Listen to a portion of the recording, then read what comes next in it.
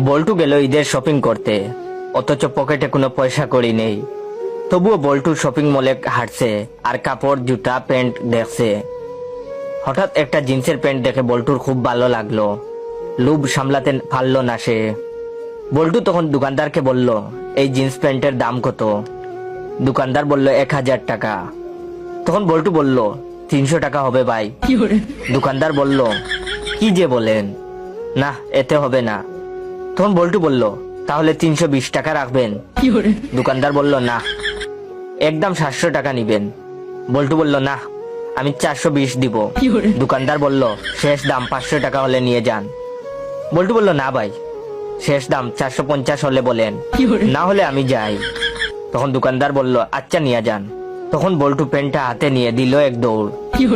দোকানদার চিৎকার করে করে বলল, কিরে, প্যান্টটা যখন চুরি করবি তাহলে এতক্ষণ দামাদামি করলি কেন? বল্টু দৌড়াতে দৌড়াতে বলল, আরে দামাদামি না করলে তোমার 1000 টাকা লস হতো, এখন 450 টাকা লস হয়েছে।